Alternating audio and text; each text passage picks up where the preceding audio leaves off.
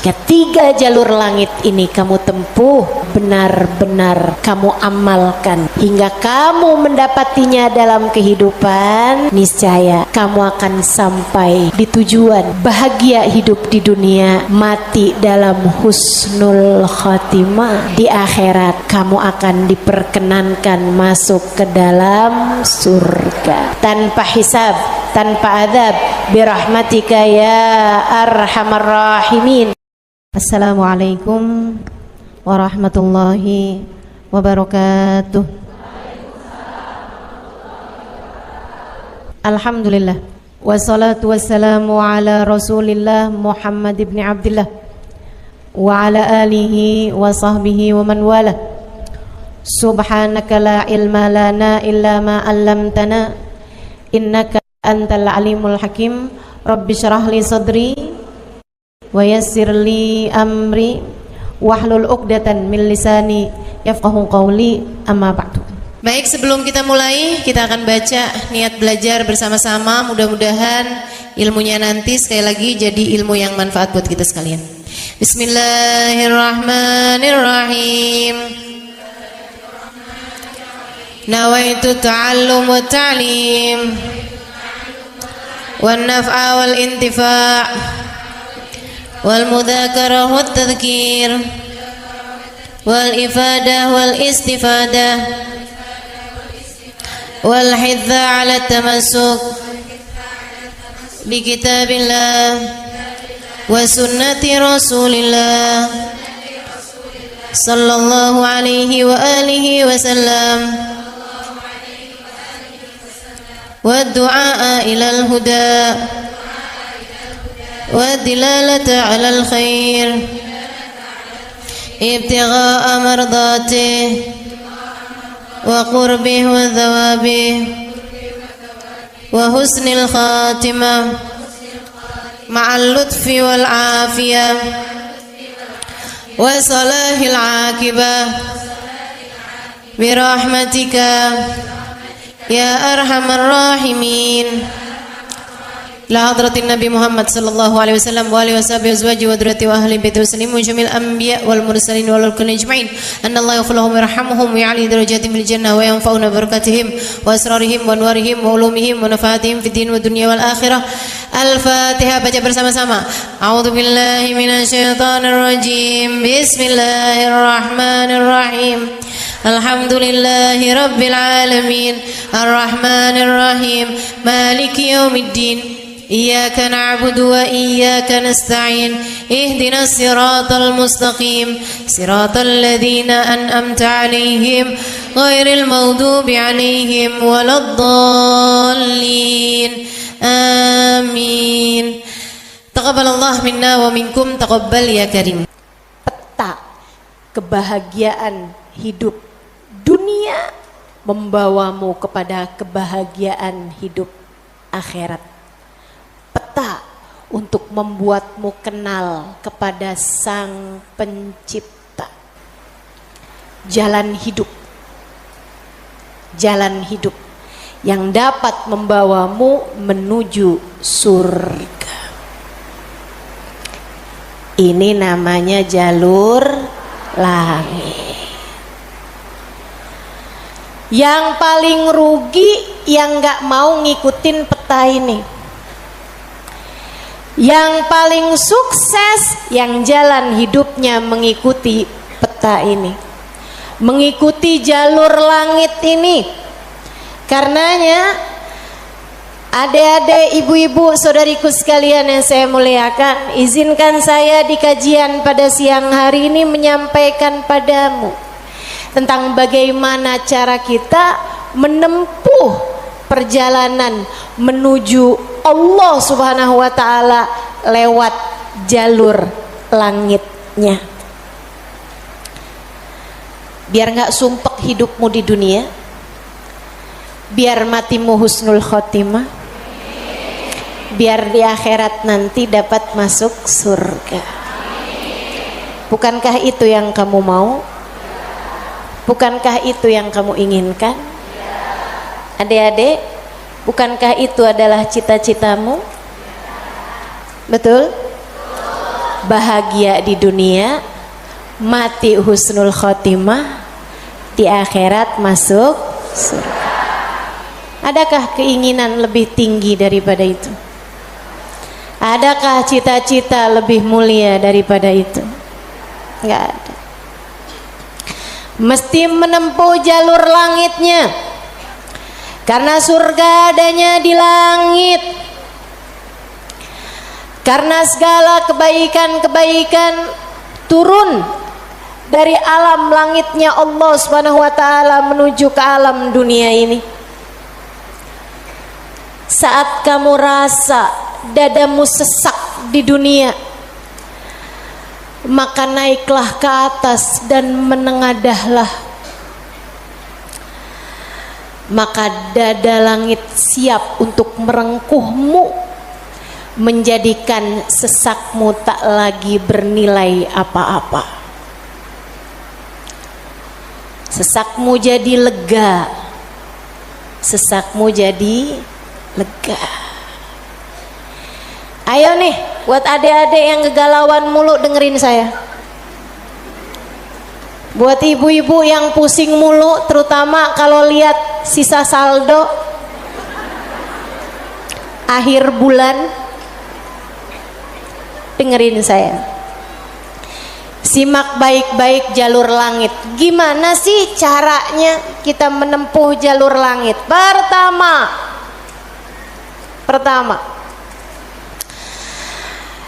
apa aja jalur langit yang bisa kita tempuh? Pertama, sholat. Itu adalah jalur langit yang jangan sampai pernah kamu tinggalkan.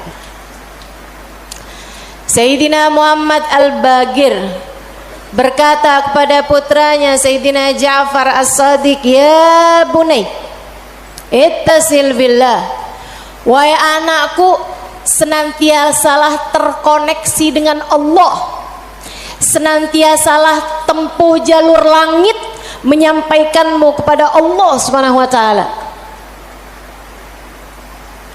Seringlah terkoneksi sama Allah. Anaknya bertanya, "Kaifa attasil bih ya walidi?" Bagaimana caraku untuk selalu terkoneksi dengan Allah? Bagaimana caraku berkomunikasi sama Allah? Bagaimana caraku menempuh jalur langit?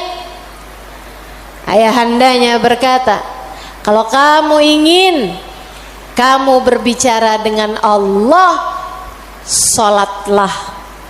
Kalau kamu ingin Allah berbicara kepadamu, bacalah Al-Quran. Jadi cara pertama tersambung sama Allah adalah sholat. Jangan tinggal sholat. Jangan tinggal sholat meski siapapun yang mengatakannya. Misalnya ada orang gelarnya apa kek, profesor, doktor, belakang namanya juga ada banyak. Ada banyak gelar-gelar SAG, sarjana alam gaib. Misalnya gitu. Tapi sebenarnya apa SAG itu ya?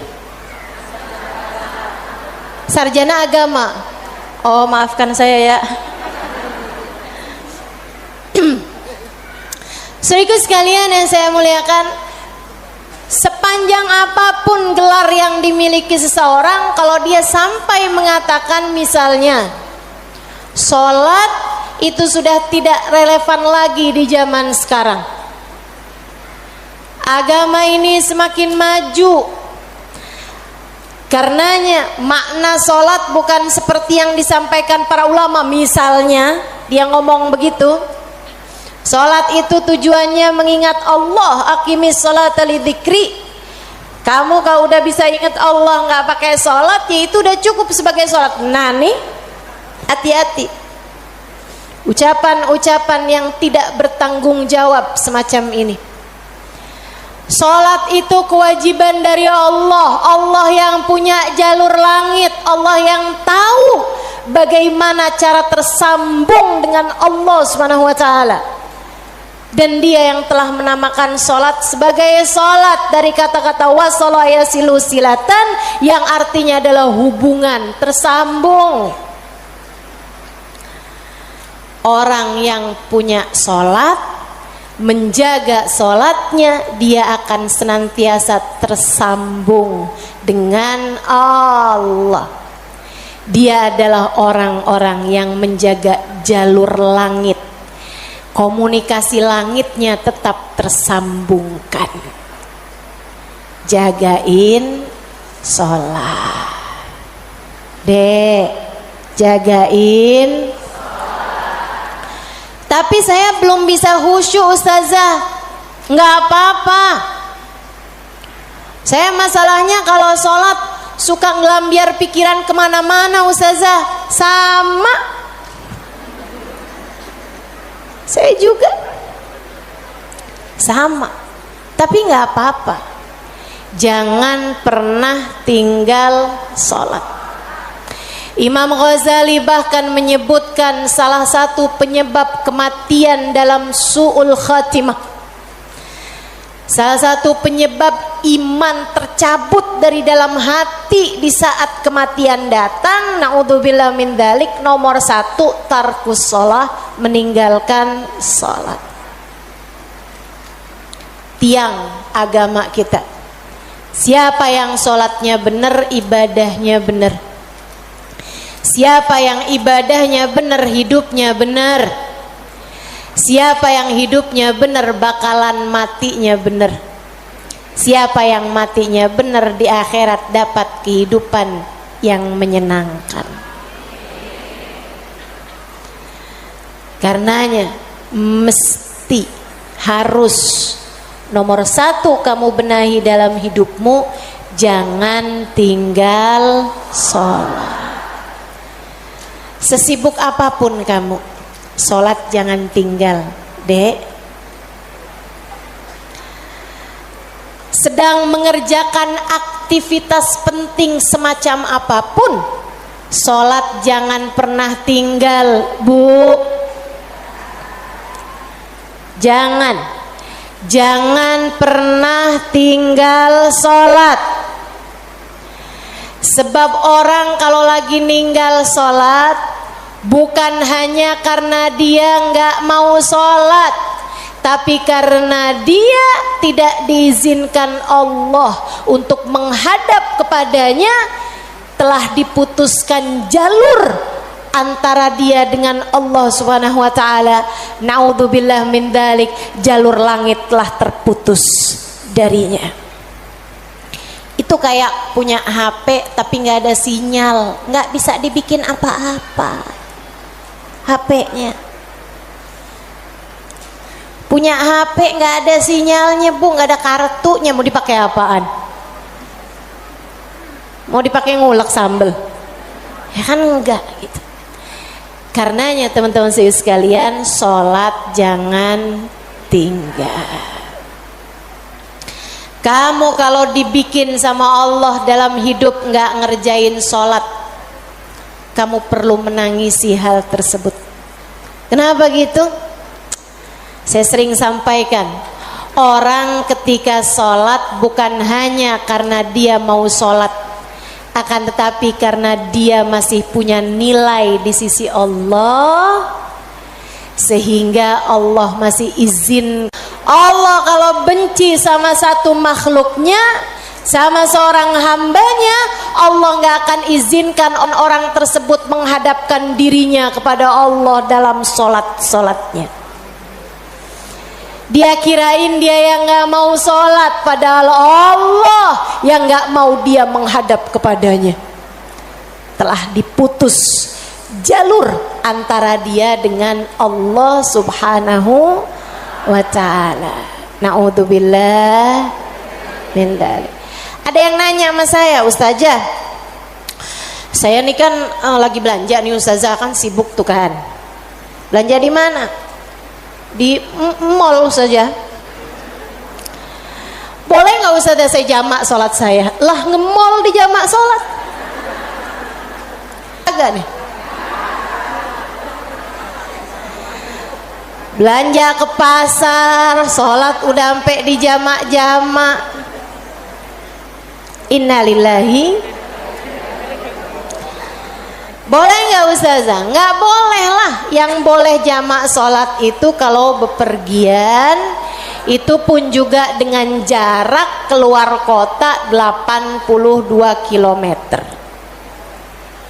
Tapi kalau kurang dari itu, nggak boleh mengerjakan jamak salat. Katanya Nabi Muhammad, man jama'as shalah bi ghairi udrin faqad atababan min abwabil kabair.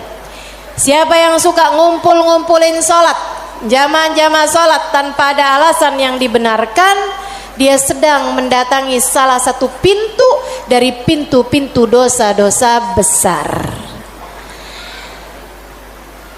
Dia tanya, boleh nggak Ustazah jamaah salat? Nggak boleh, kecuali karena ada alasan yang dibenarkan.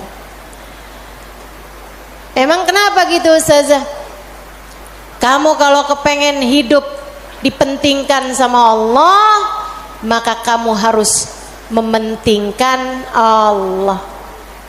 Salat adalah gambaran tentang kamu mementingkan Allah, maka insya Allah hidupmu akan dipentingkan oleh Allah. Jalur langit yang pertama adalah salat. Makanya ada orang yang salatnya khusyuk-khusyuk, ada orang yang salatnya panjang-panjang. Tuh guru-guru saya tuh salatnya panjang-panjang, terutama salat sunnah. Kalau sholat fardu ringan-ringan aja, karena beliau mengerjakan sholat fardunya berjamaah. Jadi imam, nah itu katanya Nabi Muhammad, kalau kamu sholat jadi imam jangan jang. Tapi kalau kamu sholat sendirian, silahkan mau panjang kayak gimana pun silahkan balik. Kalau sholat jadi imam, Bismillahirrahmanirrahim. Jadi imam, Bismillahirrahmanirrahim. Jadi imam. Dalam sholat sendirian, Bismillahirrahmanirrahim. Jalur langit yang indah, jangan pernah jadikan doa hanya sekedar, sebab doa adalah semua yang kamu perlukan. Bu, Kak, Dek, Nak, dengerin saya. Kamu yang sekarang adalah hasil dari doa-doamu di masa lalu. Coba liatin dirimu itu. Kamu yang sekarang adalah hasil dari doa-doamu di masa lalu. Orang-orang besar yang kamu lihat sekarang ini adalah hasil dari doa-doanya di masa-masa lalu. Oh, kamu lihat, orang itu pinter banget ya. Adalah karena di masa dulunya, di masa kecilnya, di masa remajanya, ia selalu mengangkat tangan untuk minta dari Allah Subhanahu wa taala, Rabbi zidni ilman nafi'a. Ya Allah, tambahkanlah untukku ilmu yang bermanfaat. Ya Allah, ajarkanlah kepadaku ilmu-Mu. Ia selalu minta kepada Allah Subhanahu wa taala ilmu, sehingga Allah pun memberi kepadanya ilmu.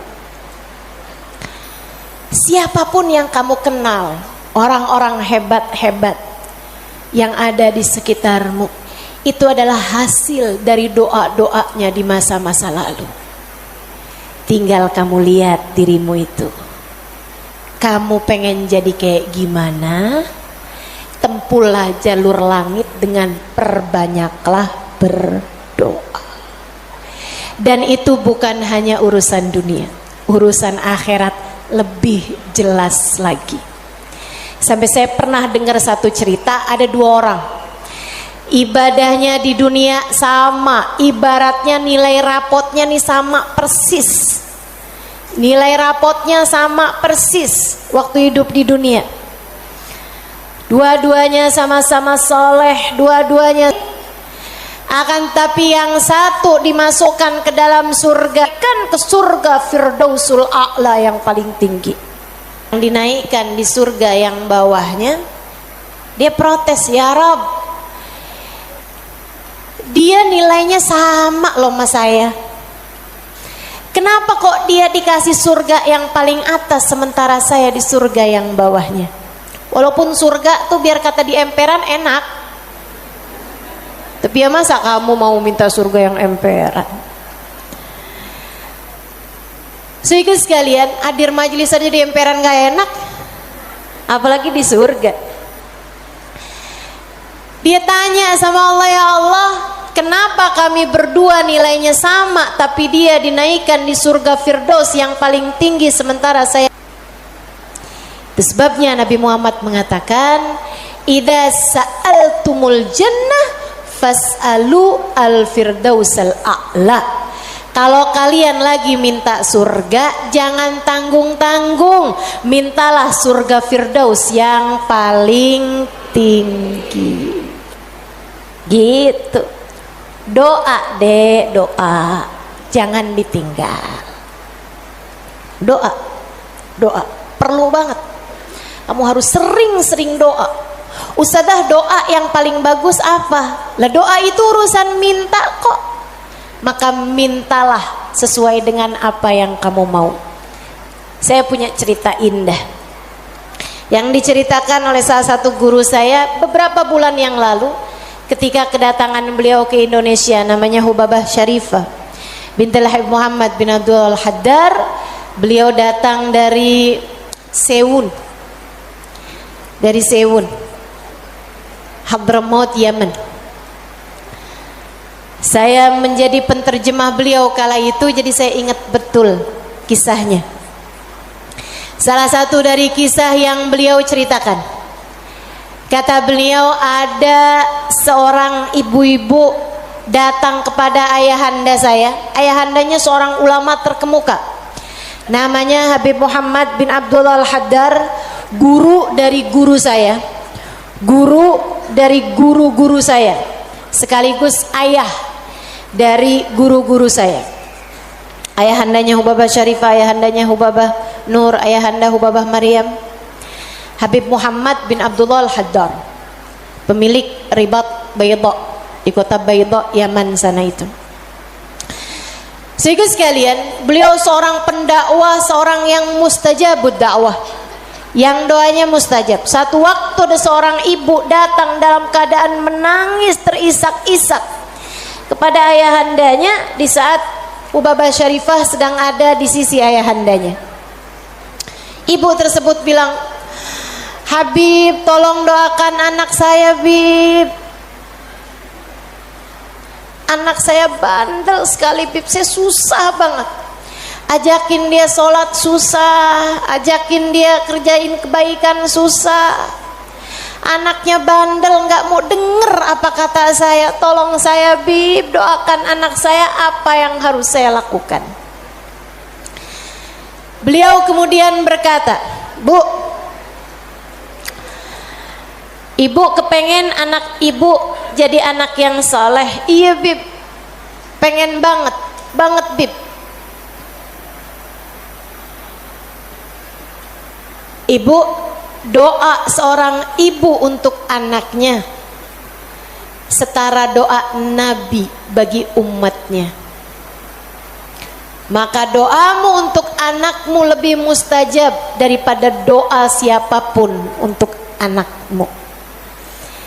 Saya bisa bantu kamu buat doa, mintakan kepada Allah Subhanahu wa taala, akan tetapi doamu tentu lebih mustajab daripada doa saya untuk anakmu.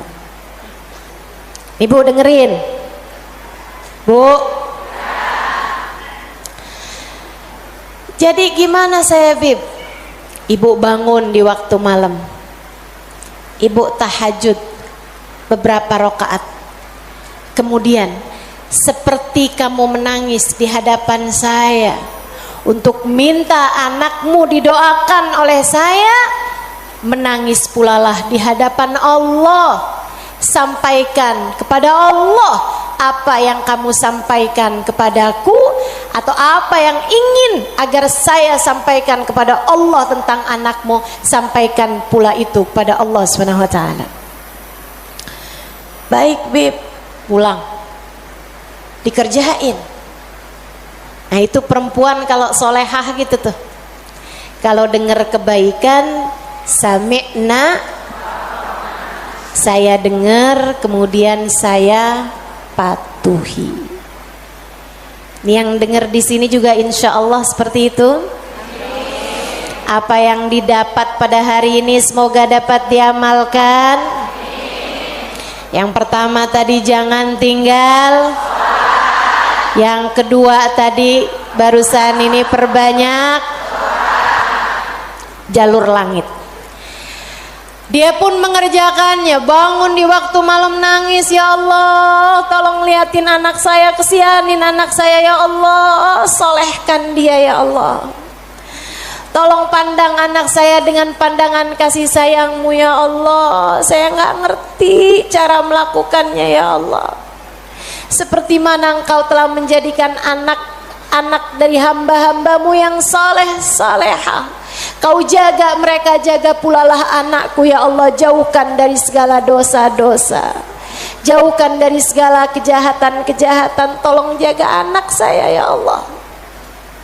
Terus didoain anaknya, didoain anak, didoain anaknya, malam demi malam, malam demi malam. Dan Bu, Kak, Dek, Nak, doa itu bukan instan. Doa itu tidak seperti kamu nyeplok telur sekarang mateng sekarang, enggak gitu. Enggak gitu. Doa itu Allah mau lihat kesungguhan hatimu dalam meminta. Perlu waktu yang sering kali tidak sebentar, sebab Allah mau melihat kesungguh-sungguhanmu. Karenanya kalau doamu belum diijabah, jangan menyerah. Dek, kalau doamu belum diijabah, jangan nyerah. Kamu masih sangat mungkin untuk diijabah doamu selagi kamu tidak berhenti berdoa. Ingat-ingat ucapan saya. Kamu masih sangat mungkin untuk diijabah doamu itu selagi kamu tidak berhenti berdoa. Doa terus, kata Hubabah Syarifah, setahun, 2 tahun, 3 tahun, 4 tahun, 5 tahun, 6 tahun. Kemudian anak yang dulu pernah membuat ibunya menangis karena kenakalan anak tersebut, karena ketidaksolehan anak tersebut, sekarang telah menjadi seorang anak yang dapat membuat ibunya tersenyum bangga. Di usia-usia hampir 20-an tahun, anak tersebut menjadi anak paling soleh di kampungnya, hafal Al-Quran 30 juz dengan 7 bacaannya, qiraatus sab'ah. Anak yang jauh dari kenakalan-kenakalan remaja, anak yang dekat dengan para ulama, anak yang mengetahui banyak ilmu agama, anak yang menjadi sangat soleh, idaman semua para orang-orang tua. Jangan nyerah, jangan nyerah. Jika kehidupan membuatmu tersungkur, itu adalah waktumu untuk membenamkan dirimu dalam sujud-sujud panjang kepasrahan. Kemudian kamu langitkan doa hingga Allah mengijabah doa-doamu itu. Saya ulangi, jika badai kehidupan membuatmu jatuh tersungkur, itu adalah saat yang tepat untukmu membenamkan wajahmu dalam sujud-sujud kepasrahan. Kemudian kamu langitkan doa-doamu, berbisik di bumi, namun suaramu didengar hingga ke arsy. Saat itulah Allah akan mengijabah doamu itu. Jangan pernah berhenti berdoa. Jangan remehkan doa. Jangan remehkan doa. Saya, Dek, pernah muda juga kayak kamu. Ya masa lahir langsung gede gini. Sewaktu saya remaja, masuk umur 12 tahun, 13 tahun, sebelum balik bahkan saya udah berada di pondok pesantren. Jadi saya itu nggak pernah ngalamin masa belum berjilbab sebelum balik. Maksudnya ketika balik tuh saya udah mulain berjilbab. Alhamdulillah, nikmat dari Allah Subhanahu wa taala. Adik-adik saudaraku sekalian, saat saya kecil, saya ada di pondok-pondok pesantren, saya mulai kenal ustadz-ustadz, ustadzah-ustadzah, ulama-ulama yang membuat saya jatuh cinta dengan ilmu agama. Alhamdulillah, Allah kasih rasa dalam diri saya keinginan untuk selalu belajar. Saya punya keingintahuan yang banyak terhadap urusan ilmu. Jadinya saya seneng banget belajar. Nah di waktu kecil itu tadi, umur 12-an tahun sebagai santri, kan selain dari belajar ada kewajiban lain tuh. Nyuci baju, apalagi kalau dapat piket, bersihin kamar mandi, nyapu kamar, ngepel kamar. Itu saya sangat tersiksa sekali, sebab saya ini adalah pemalas.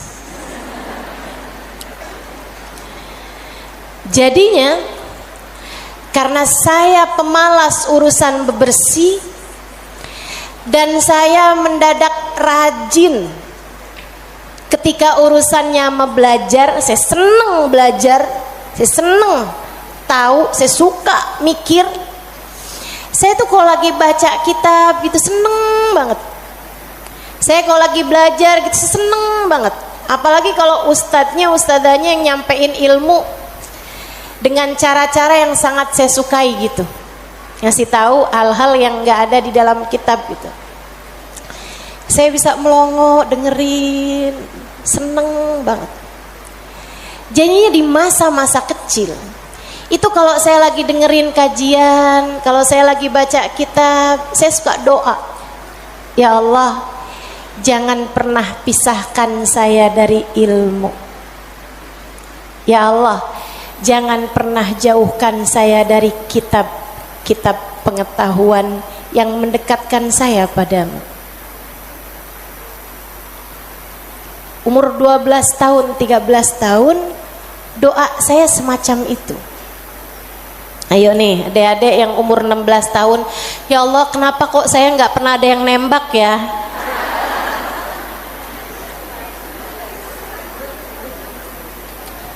Kata Allah, ya karena aku sayang padamu, karena aku berkehendak untuk menjagamu gitu. Ini malah dipertanyakan, saya kurang cakep apa ya? Kok nggak ada yang naksir sama saya gitu? Siapa kek, tukang kebun, satpam sekolah? Jangan ya dek, jangan. Kalau kakak kelas boleh ustazah, jangan juga. Jangan pacaran. Adik-adik saudaraku sekalian, sebaliknya ketika saya mulain, kalau saya lagi nyapu, saya lagi nyuci baju, apalagi kalau saya udah mulain harus nyikat kamar mandi, rasanya saya keberatan sekali. Saya sambilan nyikat kamar mandi sambil doa, ya Allah yang beginian saya nggak usah dikasih dong. Ya Allah selamatkan saya dari hal-hal yang semacam ini. Alhamdulillah, alhamdulillah. Saya habisnya itu juga mondok-mondok pesantren, tapi bisa dihitung dengan jari waktunya di mana saya harus nyuci baju, di mana saya harus ngepel, di mana harus nyapu gitu. Kayak alhamdulillah, saya punya banyak orang-orang yang mau mengerjakannya buat saya. Alhamdulillah. Allah bakal kasih. Kata Allah Subhanahu wa taala, "Ud'uni astajib lakum." Mintalah kepadaku, niscaya akan aku ijabah. Minta, doa, jangan berhenti berdoa. Ayo adik-adik, kamu punya panjang masa depan insyaallah. Umurmu mudah-mudahan masih tersisa panjang insyaallah. Jangan sesali dengan di masa tua kamu enggak dikasih hal-hal besar dalam kehidupan karena kamu tidak pernah memintanya kepada Allah. Minta, ya Allah, pandanglah aku dengan pandangan kasih sayang-Mu. Ya Allah, seperti mana Engkau menjaga hamba-hamba-Mu yang soleh-solehah, tolong jaga saya juga ya Allah. Dek, minta sama Allah. Saya serius berkata padamu, dengarkan saya. Saya menyampaikan nasihat sebagai orang tua kepadamu, Dek, kepadamu nak. Minta sama Allah, yang dekat sama Allah. Karena kalau kamu merasa, kok saya punya orang tua nggak terlalu sayang ya sama saya, kamu tahu nggak kenapa dalam hidup kamu seringkali merasa bahwa orang tuamu nggak cukup sayang sama kamu, guru-gurumu sepertinya nggak sayang sama kamu.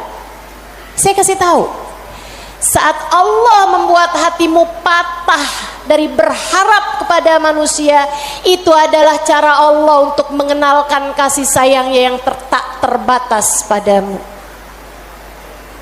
Dekatilah Allah. Orang lain mungkin merasa bosan denganmu, tapi Allah tidak. Allah tidak. Allah tidak akan bosan denganmu kecuali jika kamu yang bosan dengannya. Allah tak akan meninggalkanmu kecuali jika kamu yang meninggalkan Allah. Maka atas nama cinta saya sampaikan padamu, Dek, dengerin saya. Bu, dengerin saya. Atas nama cinta saya sampaikan padamu, jangan pernah tinggal Allah. Yang dekat sama Allah, mintalah terus kepada Allah. Mintalah terus kepada Allah. Minta pandangan kasih sayangnya tertuju padamu. Minta Rahman Rahimnya, rahmatnya Allah kasih kepadamu. Minta agar dalam keadaan apapun Allah tak pernah berhenti menyayangimu. Mintalah permintaan yang tak akan pernah kamu sesali.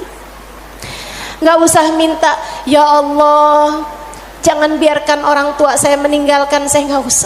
Gak usah. Kamu, Bu, jangan minta, ya Allah, jangan biarkan hati suami saya berpaling dari saya. Kamu mau minta juga, terserah. Tapi yang saya sampaikan padamu adalah bahwa hal yang semacam itu bisa kamu syukuri, bisa pula kamu sesali. Akan tetapi kalau kamu tidak ditinggalkan oleh Allah, sampai kapanpun tidak akan pernah kamu sesali, insya Allah. Jadi jalur langit yang harus kamu tempuh, yang pertama adalah, yang kedua adalah, yang ketiga adalah cinta kepada baginda Nabi besar Muhammad. dan semua orang-orang yang menyampaikanmu kepada jalur langit. Jangan putus hubungan dengan orang-orang soleh, dengan para ulama Allah subhanahu wa ta'ala. Saya akan sampaikan 5 menit lagi, kemudian kita akan segera akhiri majelis ini. Saudaraku sekalian yang saya muliakan, yang pertama jangan tinggal sholat, yang kedua jangan tinggal doa. Jalur langit yang ketiga yang harus saya sampaikan padamu adalah milikilah guru yang dapat menyampaikanmu kepada Allah. Milikilah jalur langit yang dapat menyampaikanmu kepada Allah. Cintai orang-orang soleh di atasmu hingga mereka menyampaikanmu kepada Nabi Muhammad. Kemudian Nabi Muhammad menyampaikanmu kepada Allah. Beliaulah tali Allah subhanahu wa ta'ala.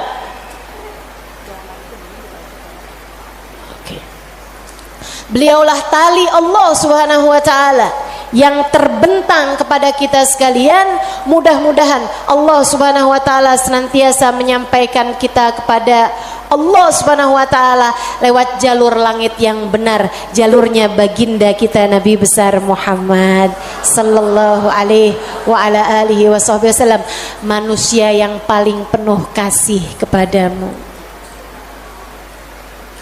Andai kamu tahu seperti apa sayangnya Nabi Muhammad kepadamu, niscaya air matamu akan senantiasa meleleh karena rindu padanya. Andai kamu tahu seperti apa cintanya Nabi Muhammad kepadamu sebagai umatnya, niscaya kamu akan menyibukkan dirimu bersolawat kepadanya, dan itu adalah merupakan salah satu dari tangga-tangga yang mendekatkanmu padanya. Andai kamu tahu seperti apa cintanya Nabi Muhammad dan pengorbanannya kepadamu, niscaya kamu tak akan berharap cinta manusia selain daripada cinta Nabi Muhammad sallallahu alaihi wasallam. Maka 3 jalur langit ini kalau kamu tempuh, kamu tidak akan pernah tersesat jalan. Kamu akan sampai di tujuan. Peta kehidupannya menjadi terbaca dan kamu akan melangkah tanpa keraguan. Jika 3 jalur langit ini kamu tempuh, dari sholat tidak ada yang kamu tinggal, dan kamu tambahi dengan ibadah-ibadah sholat sunnah pula, terutamanya di keheningan malam, di sepertiga malam yang terakhir. Juga doa. Dalam keadaan apapun kamu memperbanyak berdoa. Saat kamu bersama dengan orang-orang saleh, saat kamu duduk di majelis-majelis ilmu adalah saat yang begitu indah untuk kamu berdoa meminta kepada Allah Subhanahu wa taala jalla jalaluhu wa ta'ala azamatu. Kamu jadikan doa tidak hanya sekedar, melainkan semua yang kamu perlukan. Kemudian besar cintamu kepada baginda Nabi besar Muhammad sallallahu alaihi wasallam, maka itulah 3 dari rahasia jalur langit yang dapat saya sampaikan kepadamu. Jika ketiganya benar-benar kamu amalkan hingga kamu mendapatinya dalam kehidupan, niscaya kamu akan sampai di tujuan, bahagia hidup di dunia, mati dalam husnul khatimah. Di akhirat kamu akan diperkenankan masuk ke dalam surga tanpa hisab, tanpa adab, birahmatika ya arhamar rahimin wa bijudika ya ajwadal ajwadin innahu waliyu dzalika wal qadir alaih. Kita akan baca doa nih ya. Baru saja saya diberitahu oleh panitia bahwa doa maulidnya belum dibaca. Kita akan baca doa maulidnya sambil kita memohon kepada Allah. Semoga Allah Subhanahu wa taala mendekatkan kita dengannya insyaallah dan mendekatkan kita dengan baginda kita Nabi besar Muhammad sallallahu alaihi wasallam. Allahumma salli wa sallim wa barik alaihi wa ala alihi sallallahu alaihi. Alhamdulillahi Rabbil Alamin. Allahumma salli wa sallim ala Sayyidina Muhammadin wa ala alihi wa sahbihi ajma'in. Wa laqad ashartu lin'ati man awsafuhu tuhyil quluba tuhayyijul asjana. Wallahu qad adna alayhi fama yusawil qawlu minna wa yakunu thanana. Lakinna hubban bisarairi qad alimati safwati rabbina wa ahadana. وإذ امتزجنا بالمودة ها هنا نرفع أيدي فقرنا ورجانا بالواحد الأحد العلي إلهنا متوسلين بمن إليه دعانا مختاره وحبيبه وصفيه زين الوجود به الإله حبانا يا ربنا يا ربنا يا ربنا بالمصطفى اقبلنا أجب دعوانا أنت لنا يا دخرنا في هذه الدنيا وفي أخرانا أصلح لنا الأحوال واغفر ذنبنا ولا تؤاخذ ربي إن أخطأنا واسلك بنا في نهج طه المصطفى ثبت على قدم الحبيب خطانا أرنا بفضل منك طلعة أحمد في بهجة عين الرضا ترعانا واربط به في كل حال حبلنا وحبال من ود ومن والانا والمحسنين ومن أجاب نداءنا وذوي الحقوق وطالبا أوصانا والحاضرين وسعيا في جمعنا نحن بين يديك أنت ترانا ولقد رجوناك فحقق سؤلنا واسمع بفضلك يا سميع دعانا وانصر بنا سنة طه في بقاء الأرض واجمع كل من عادانا وانظر إلينا واسكنا كأس الهنا واشفي وعافي عاجلا مرضانا واقض لنا الحاجات. Silakan sebutkan hajat masing-masing. Assalamualaikum warahmatullahi wabarakatuh.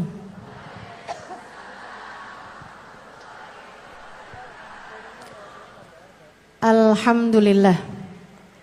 Wassalatu wassalamu ala Rasulillah Muhammad ibn Abdillah wa ala alihi wa sahbihi wa man wala. Subhanaka la ilma lana illa ma 'allamtana innaka antal alimul hakim. Rabbi shrah li sadri wa yassir li amri wahlul 'uqdatan min lisani yafqahu qawli.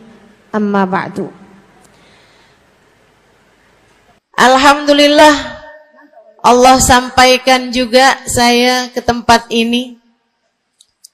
Masjidnya Allah Subhanahu wa taala, bait min buyutillah, rumahnya Allah. Mudah-mudahan kita udah disampaikan di rumah Allah di dunia. Allah sampaikan pula ke Baitullahil Haram di Mekkah. Dan Allah sampaikan pula di tempat keridhaannya surga Allah di akhirat nanti insyaallah. Amin ya rabbal alamin. Rabbi la tukhzini yawma yub'atsun yawma la yanfa' mal wala banun illa man atallaha biqalbin salim.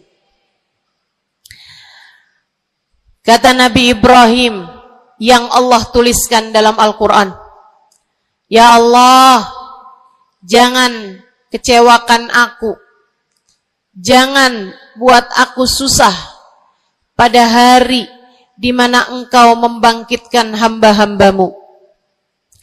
Nanti di akhirat saat manusia dibangkitkan, ya Allah, jangan buat saya susah, jangan buat saya kecewa. Yauma la yanfa' mal wala banun. Hari yang itu loh ya Allah. Hari yang tidak bermanfaat orang bawa harta. Hari yang tidak bermanfaat orang bawa anak. Yang bermanfaat hanyalah orang yang datang pada Allah biqalbin salim, dengan membawa hati yang selamat. Karenanya siapapun di antaramu yang akan menuju ke akhirat, semua dari kita menuju ke akhirat. Siapapun di antaramu yang kepengen di hari akhiratnya nanti menjadi orang yang tidak susah, menjadi orang yang tidak sedih, menjadi orang yang tidak kecewa, menjadi orang yang tidak ketakutan, menjadi orang yang berhasil. Siapa di antaramu yang kepengen di hari akhiratnya nanti berbahagia, bersukacita? Siapa yang kepengen di hari akhiratnya nanti bergembira?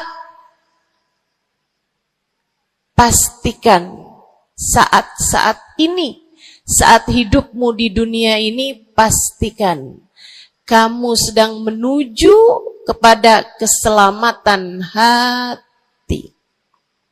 Hatimu selamatkan. Hatimu selamatkan, teman-teman. Hatimu selamatkan.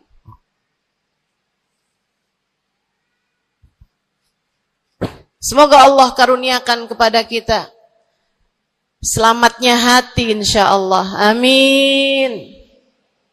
Semoga Allah menyelamatkan hati kita semua.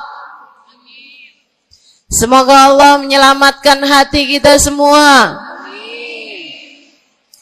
Nabi kita Muhammad menyebutkan dalam salah satu hadisnya, ala inna fil jasadi mudghah, idza salahat salahal jasad kulluh, wa idza fasadat fasadal jasad kulluh. Ala wahiyal qalbu. Kata Nabi, ketahuilah sungguhnya dalam diri manusia terdapat segumpal darah. Apabila ia bagus, ia selamat, ia bersih, selamatlah seluruh anggota tubuhnya. Apabila ia rusak, ia hancur, ia gelap, ia mati, maka hancur pulalah seluruh anggota tubuhnya. Ala wahiyal qalbu, ketahuilah segumpal darah tersebut bernama hati. Maka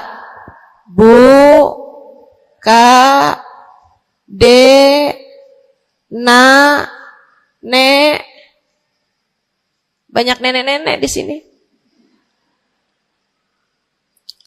Saya sampaikan padamu pesan dari hati saya yang terdalam. Berhati-hatilah dengan hati. Yang hati-hati sama hati, apa yang ada di dalamnya? Coba silahkan kamu pikirkan nih, kondisi hati saya ini kayak apa. Kita kalau badan lebih gampang ngerasainnya. Saya kalau ditanya, Ustazah lagi sakit? Iya. Sakit apanya Ustazah? Kaki. Saya bisa jawab. Tapi kalau kamu ditanya misalnya, gimana kabar hati kamu?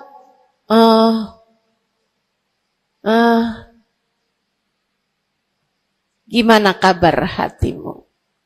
Sehatkah? Sakitkah? Atau bahkan sakaratul maut? Hatimu bercahayakah? Gelapkah? Atau bahkan mati? Bagaimana kabar hatimu, teman-teman? Bagaimana kabar hatimu? Innallaha la yanzur, kata Nabi Muhammad dalam hadis yang lain.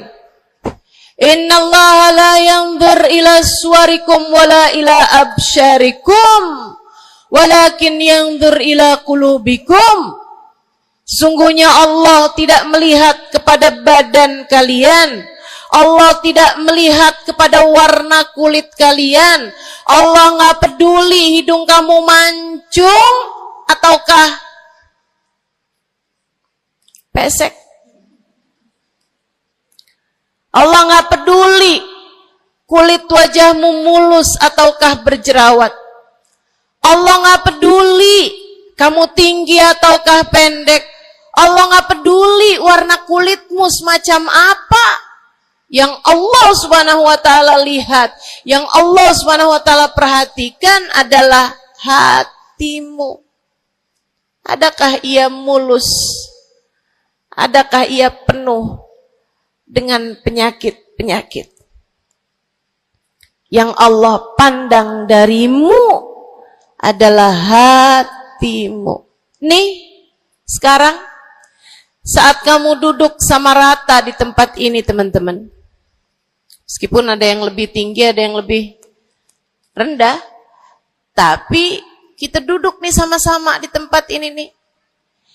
Nilaimu di mata Allah bukan seberapa dekat jarak antaramu dengan saya. Nilaimu di mata Allah bahkan bukan bergantung dari jam berapa kamu datang. Ketika kamu sama rata duduk di tempat ini, yang Allah pandang darimu adalah hatimu. Sedang berada di manakah saat ini? Yang duduk di tempat ini sembari mikirin ntar pulang enaknya makan apa ya?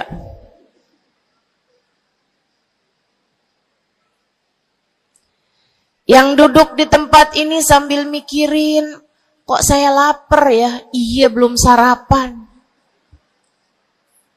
Gara-gara buru-buru, takut nggak kedapatan tempat duduk. Gara-gara buru-buru, kepengen bisa lihat mukanya Ustazah Halimah yang viral.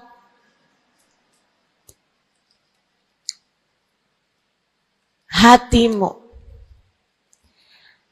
Allah melihat darimu nilaimu di hadapan Allah. Nilaimu di hadapan Allah saat ini bukan bergantung dari seberapa awal kamu datang. Bukan bergantung pada hal-hal yang lainnya. Akan tetapi yang Allah lihat darimu adalah hatimu. Adakah Allah di dalamnya? Adakah Allah di dalamnya? Adakah Allah di dalamnya? Pun demikian dengan kamu saat sholat, pun demikian saat kamu sedang sedekah. Semuanya masalah hati, teman-teman. Semua masalah hati. Kata guru saya Sayyidil Habib Umar bin Hafid, al-madar kullal madar fi salahil gulub. Urusan segala urusan, sumber segala macam urusan, dasar segala macam urusan ada pada bagusnya hati. Kalau udah hatinya bagus, bagus semuanya. Kalau udah hatinya busuk, busuklah semuanya. Semoga Allah selamatkan kita dari busuknya hati. Semoga Allah selamatkan kita dari busuknya hati.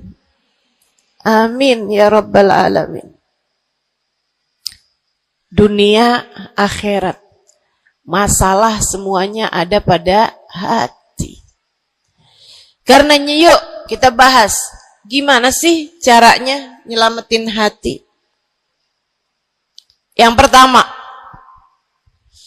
kalau kamu pengen tahu caranya nyelamatin hatimu, yang pertama,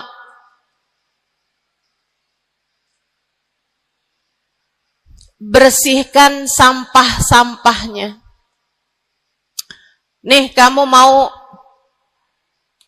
rumah itu biar bagus, biar terjaga, biar selamat. Kamu lihat dalamnya, oh banyak sampah, banyak noda, banyak kotoran. Dari mulai kotorannya cicak, ayam, sampai mungkin anjing, karena lama nggak ditempatin. Karena lama nggak ditempatin. Ada banyak di antara kita yang kondisi hatinya semacam itu.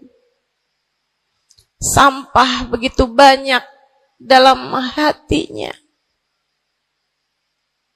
Ada banyak di antara kita umat Islam yang kondisi hatinya semacam itu.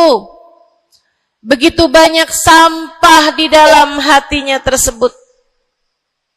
Semoga Allah selamatkan semuanya. Amin. Maka hal pertama, kalau kamu kepengen punya hati yang selamat, yang nomor satu adalah bersihkan hatimu dari semua sampahnya, keluarin. Apa sampahnya hati? Dosa-dosa yang telah kamu lakukan. Idza aznabal abd nakat fi qalbihi nuqtah sauda. Kata baginda kita Nabi besar Muhammad, idza aznabal abd, ketika seorang hamba mengerjakan dosa, tertorehlah di dalam hatinya satu titik hitam. Sampahnya hati. Kamu tiap kali bikin dosa, dosa apa aja?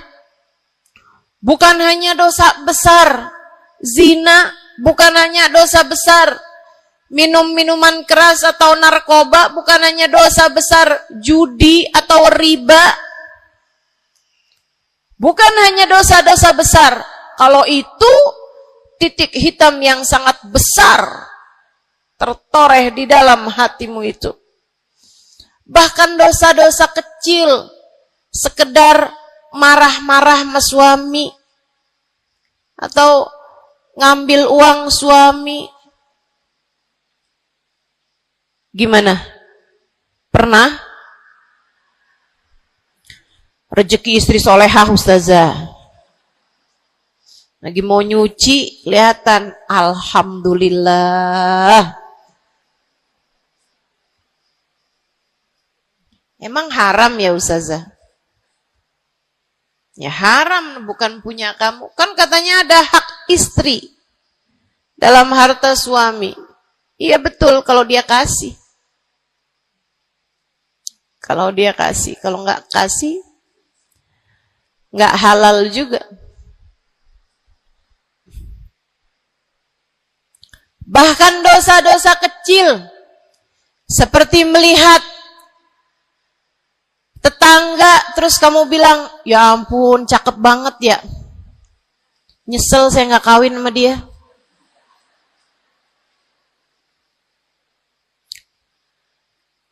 Dosa. Seperti memandang seseorang dengan pandangan menghina. Seperti membicarakan aib orang lain. Setiap kali kamu berbuat dosa, apapun bentuk dosanya, satu titik hitam tertoreh di dalam hatimu itu. Ini istighfar wa tab. Musih, kalau dia beristighfar, kalau dia bertaubat, dihapuslah titik hitam tersebut. Wa illa, kalau enggak, ya tetap aja ada. Kamu bikin dosa lagi, bikin dosa lagi, bikin dosa lagi, bikin dosa lagi. Enggak pernah istighfar, enggak pernah memperbaiki diri. Aurat tidak kamu tutup dengan baik. Sehingga akhirnya setiap kali kamu keluar dilihat oleh laki-laki yang bukan mahrammu. Satu titik hitam, satu titik hitam, satu titik hitam. Sampai terkadang hati seseorang dipenuhi dengan titik-titik hitam. Hatinya menjadi legam. Hatinya menjadi penuh dengan titik-titik hitam. Semakin bertambah lagi, jadilah karat. Jadilah karat. Kalau udah jadi karat, na'udzubillah. Ini yang Allah sebutkan di dalam Al-Quran. Kata Allah, kalla, a'udzubillahi minasyaitonirrajim, kalla, bal rana ala qulubihim bima kanu yaksibun, kalla, innahum an rabbihim yawma idin lamahjubun. Kalla, kata Allah. Balran, ada karat di dalam hati mereka, tersebab dosa yang menumpuk tanpa pernah dimohonkan ampunan. Kalla, innahum an rabbihim yawma idzin lamahjubun. Orang kalau hidup bawa karat hasilnya apa? Orang kalau hidup bawa karatnya hati hasilnya apa ya Allah? Kalla innahum an rabbihim yawma idzin lamahjubun. Orang yang hatinya punya karat, pada hari tersebut ia akan terhalang dari Allah Tuhannya. Guru saya Sayyidil Habib Umar bin Hafid menyampaikan tafsir mengenai ayat ini. Kata Habib Umar bin Hafid, tidak mati dengan membawa iman. Orang yang hatinya penuh dengan karat, apabila datang ajal menjemput, iman tercerabut dari dalam hatinya, hingga ia pun mati, keluar dari atas muka bumi ini dengan tanpa membawa iman Islam. Dia keluar dari atas muka bumi ini bukan sebagai hamba Allah, bukan sebagai umat Nabi besar Muhammad sallallahu alaihi wa ala alihi wasallam. Dia meninggal dunia dalam keadaan su'ul khatimah. Na'udzubillah min dzalik. Jangan biarkan karat memenuhi hatimu. Jangan biarkan hatimu, dosa-dosa yang telah kamu lakukan menjadi berkarat dalam hatimu itu. Saya kesian sama kamu. Enggak apa-apa. Hidup terus-terusan ngontrak, enggak apa-apa. Hidup enggak pernah punya kendaraan sendiri, enggak apa-apa. Enggak pernah punya HP yang canggih, enggak apa-apa. Saya hidup di atas muka bumi ini, enggak pernah ada yang datang melamar saya. Jadinya sampai di usia di atas 30-an tahun, saya masih menjomblo, Ustazah. Enggak apa-apa. Ustazah, saya udah menikah 10 tahun, belum ada anak juga, Ustazah. Enggak apa-apa. Ustazah, suami saya kawin lagi, Ustazah. Enggak apa-apa.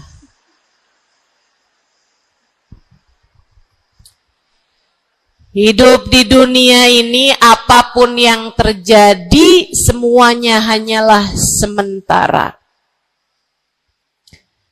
Kamu hanya perlu memastikan agar tatkala datang ajal menjemput, kamu punya modal. Dan modal utamanya yang nomor 1 adalah hati yang bersih. Hati yang selamat. Kamu bawa pulang menghadap Allah Subhanahu wa ta'ala bigalbin salim. Kamu bawa hati yang selamat. Insya Allah. Mati nggak bawa suami nggak apa-apa.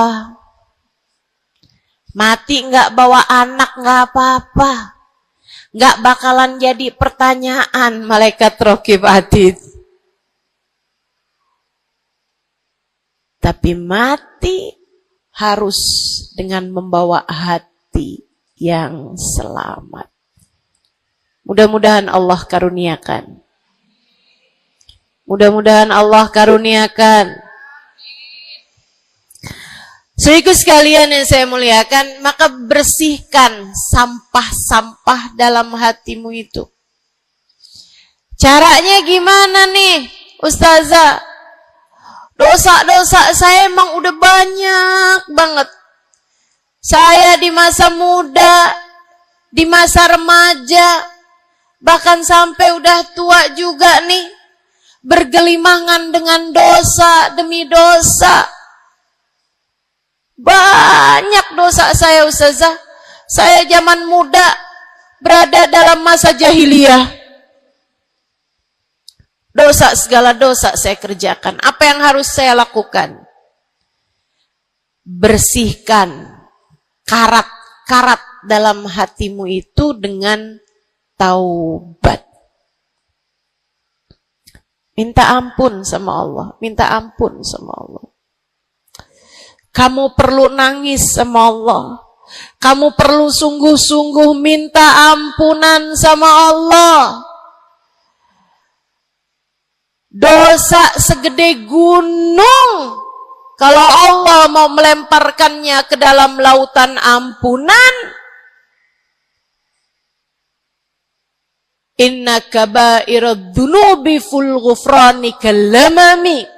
Katanya sahibul burda, sesungguhnya dosa-dosa besar dalam lautan ampunan, ia hanyalah seperti buih di dalam lautan.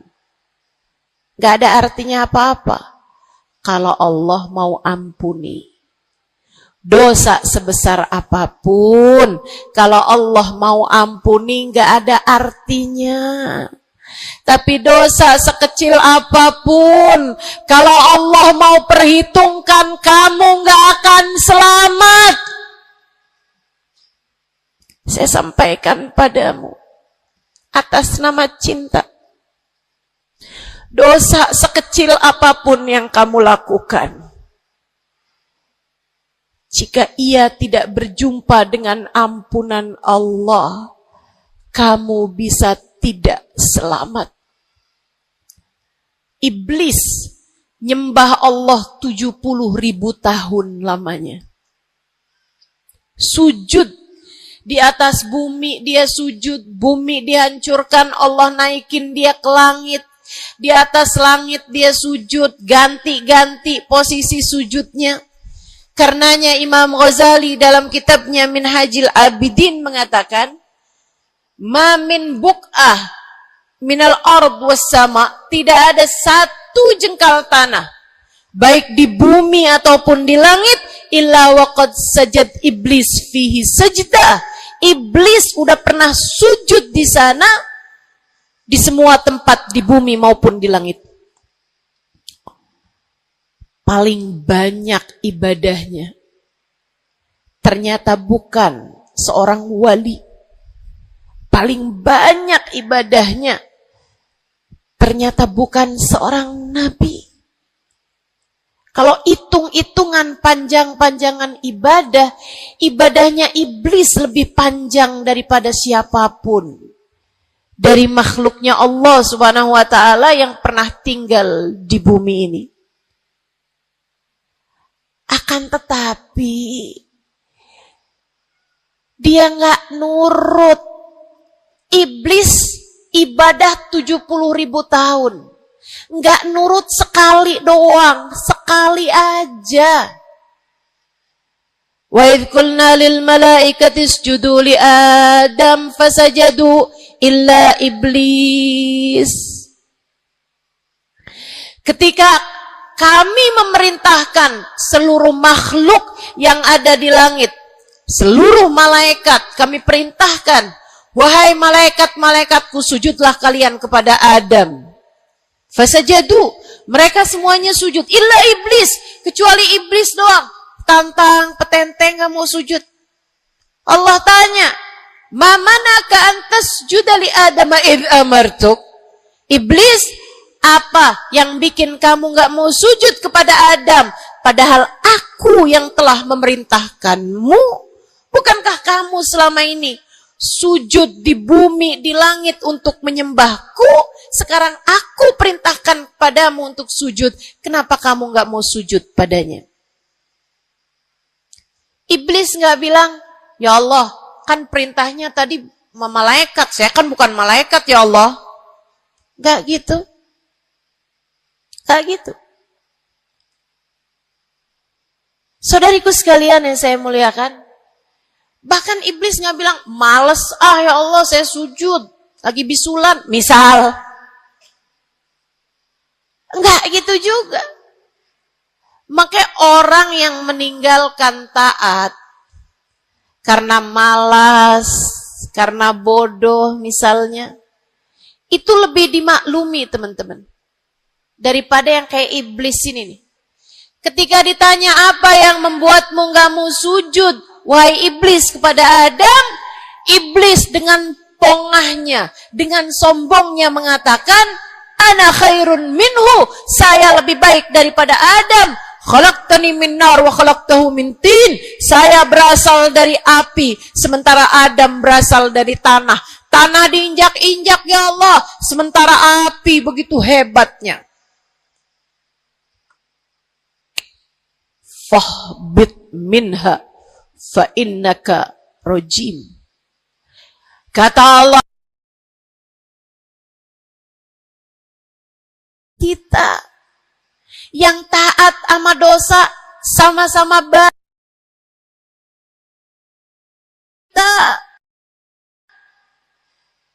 Yang mungkin dosa kita lebih banyak daripada taat kita.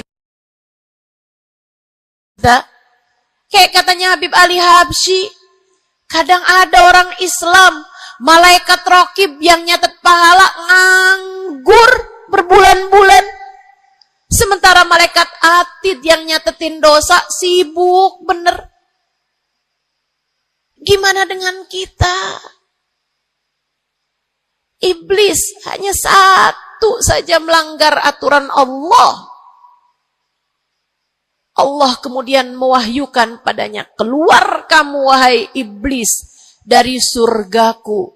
Sesungguhnya kamu terkutuk. Kamu, kalau Allah mau memperhitungkan satu saja dosa kamu, kamu gak akan selamat. Saya sampaikan padamu, iya kamu, semua yang dengerin saya. Kalau Allah mau memperhitungkan satu saja dosamu, kamu gak akan selamat. Kamu tidak akan selamat. Tapi kan saya anaknya Fulan bin Fulan. Tapi kan saya keturunannya Fulan bin Fulan. Tapi kan saya istrinya Fulan bin Fulan. Bu, Kak, Dek, Nak, nggak selamat siapapun kamu. Anaknya Nabi Nuh, nabinya Allah tenggelam. Pamannya Nabi Muhammad, paman baginda kita Nabi besar Muhammad, Abu Lahab, Allah tuliskan kehancurannya, kecelakaannya, kebinasaannya di dalam Al-Quran. Mau siapa yang kamu andalkan?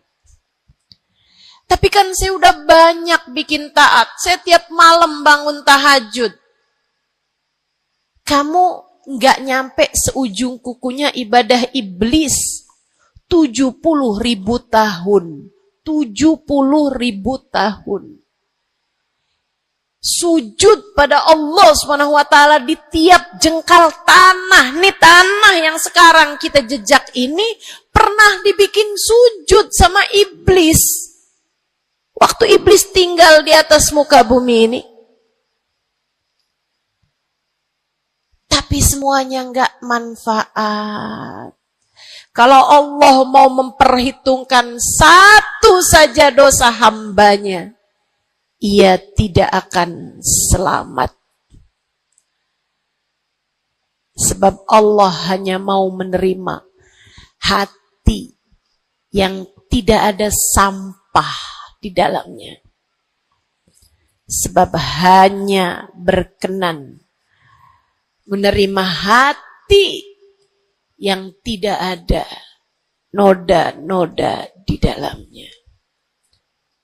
Sampah hatimu bersihkan. Dosa-dosamu taubati. Mintalah ampun kepada Allah. Mintalah ampun kepada Allah. Bangunlah di waktu malam, mandilah dengan mandi taubat. Saat-saat mandimu kamu bilang dalam hatimu, ya Allah, sebagaimana air membersihkanku dari segala kotoran-kotoran di badanku, ya Allah, bersihkanlah dosa-dosaku dengan hujan ampunanmu. Kemudian sholatlah. 2 rakaat, 4 rakaat, sholat taubat. Kemudian sesudahnya, mulailah kamu ingat dosa-dosamu. Mulailah kamu ingat dosa-dosamu. Dari sejak kamu balik sampai sekarang ini. Betapa ia telah menggunung. Betapa ia telah melumuri dirimu itu. Betapa ia telah menjadikan dirimu kotor. Kemudian ingatlah nikmat yang telah Allah SWT berikan, bahwa bersama dengan banyaknya dosa-dosamu, ia tak henti-henti memberikan kepadamu kenikmatan demi kenikmatan. Bahwa meski matamu berulang-ulang kau pandang yang haram dengannya, Allah masih membiarkan matamu dapat melihat. Betapa meskipun telingamu berulang-ulang kamu pakai untuk mendengarkan aib-aib orang, nyatanya sampai sekarang telingamu masih dapat mendengar. Betapa lisanmu. Berapa banyak hati tersakiti dari lisanmu itu. Mertuamu kamu sakiti. Suamimu kamu sakiti. Anakmu bahkan kamu sakiti. Bodoh banget sih jadi anak. Astagfirullah. Kamu kok bandel banget sih, mama nyesel punya anak kayak kamu. Astagfirullah.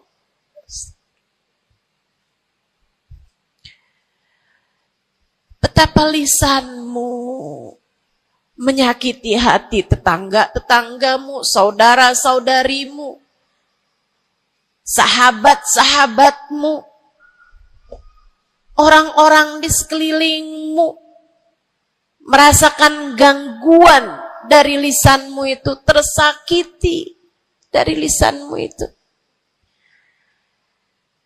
Tapi meskipun entah sudah berapa banyak dosa tercatat dari lisanmu, Allah masih tetap membiarkan lisanmu dapat berbicara sampai saat ini.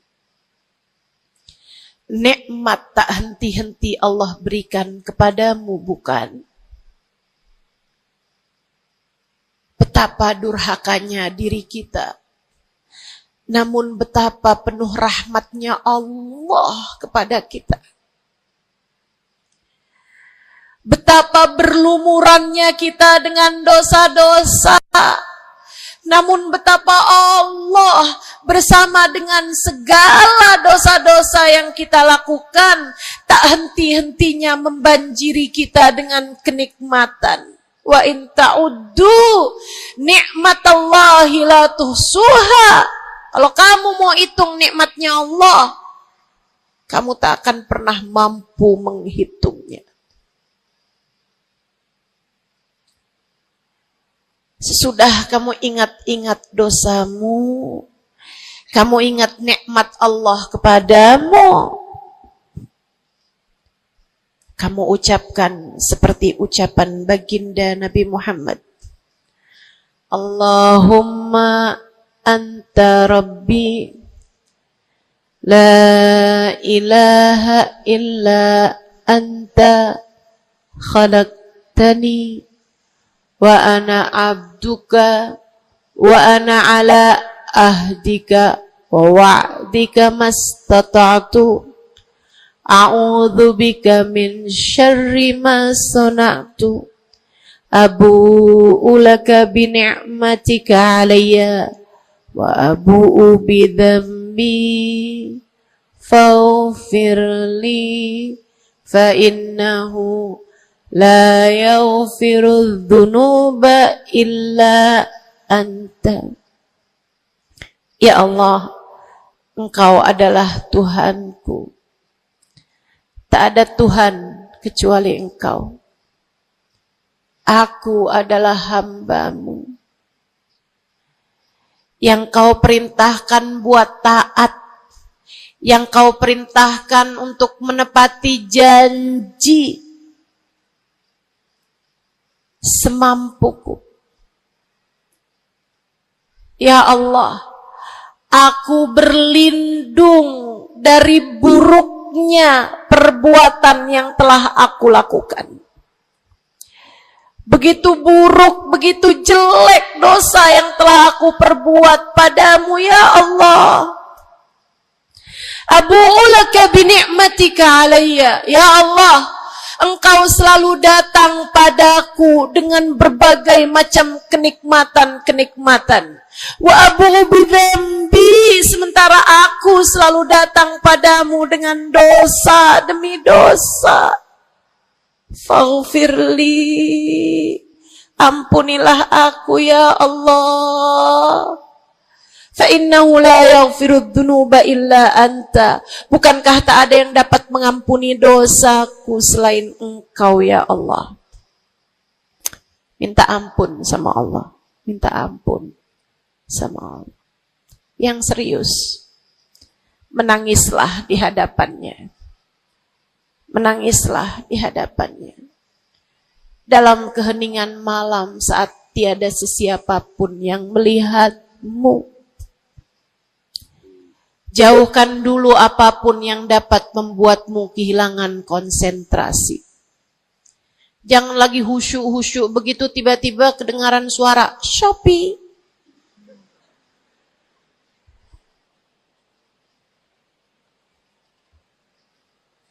Kamu langsung jadi hilang konsentrasi. Yang mana nih ya?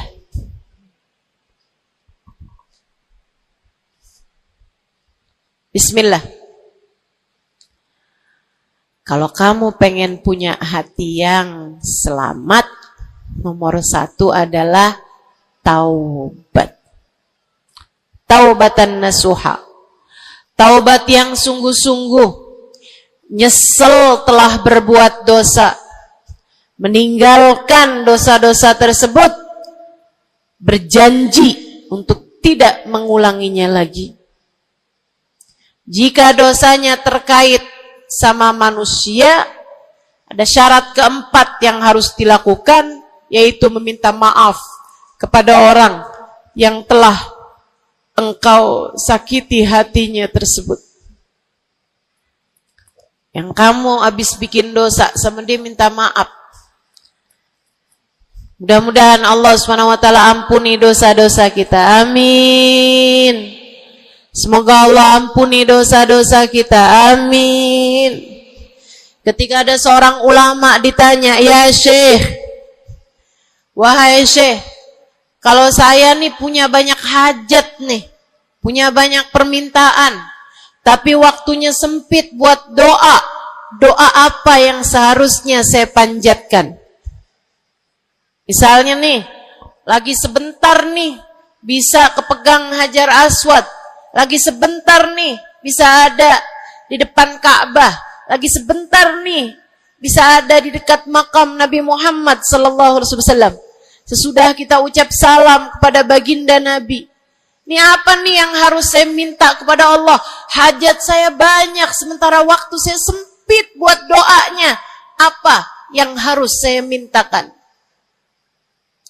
Apa sebaik-baik hajat yang perlu kita mintakan di saat tidak banyak waktu untuk memintanya kepada Allah? Syekh tersebut menjawab, is'alil maghfirah, mintalah ampunan dari Allah. Sebab bagaimana mungkin kamu meminta hajat-hajat yang lain sementara kamu masih belum berada dalam pandangan rahmatnya Allah. Kamu masih terusir dari pintunya. Kamu udah minta-minta. Nih kayak istri lagi minggat sama suaminya, kemudian dia WhatsApp, tolong dong transferin saya. Lah balik dulu.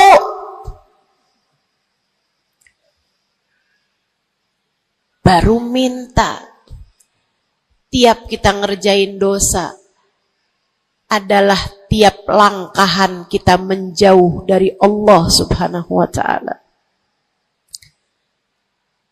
Tiap kali kamu mengerjakan dosa adalah langkahan-langkahanmu menjauh dari Allah Subhanahu wa ta'ala. Karenanya mendekat dulu, masuk dulu, Allah bukain pintu dulu, baru deh silahkan minta yang lainnya. Kalau sempit waktumu, mintalah ampunan dari Allah Subhanahu wa ta'ala. Ini kan kerjaan kita nih suka salah-salah kalau doa.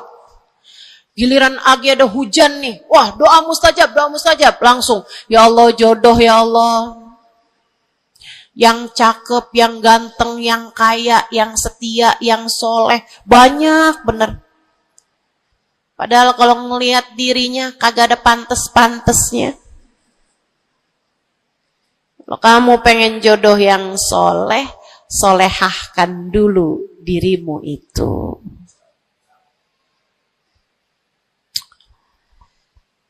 Begitu datang hujan, ya Allah, duit yang banyak ya Allah, duit yang banyak ya Allah. Mintalah dulu ampunan. Sebab kamu mati gak bawa jodoh gak apa-apa, kamu mati gak bawa duit gak apa-apa. Tapi kita mati harus bawa ampunan Allah Subhanahu wa ta'ala. Sebab dosa akan mengotori ruang hati kita. Maka syarat utama hati yang bersih adalah keluarkan sampah darinya dengan cara taubat. Mohonlah ampun pada Allah. Secara serius. Cukup sekali ustazah? Enggak cukup. Lo dosanya banyak. Tiap habis sholat minta ampun. Tiap ada kesempatan buat doa minta ampun. Tiap lagi datang hujan minta ampun. Tiap lagi ziarah ke makam Nabi, ke makam wali minta ampun sama Allah. Tiap lagi datang orang soleh, katanya doa sambil memandang wajah orang soleh yang mustajab. Apa yang mesti kita minta? Minta ampunan dari Allah Subhanahu wa ta'ala. Minta ampunan dari Allah Subhanahu wa ta'ala. Itu satu syarat mutlak utama. Pengen hatimu selamat, keluarkan sampah-sampahnya. Habis keluarin sampah-sampahnya, nah sekarang udah bersih. Ternyata ada penyakit-penyakitnya. Ada bagian itu yang atapnya bocor. ada airnya yang tersumbat, penyakitnya rumah. Bukan begitu?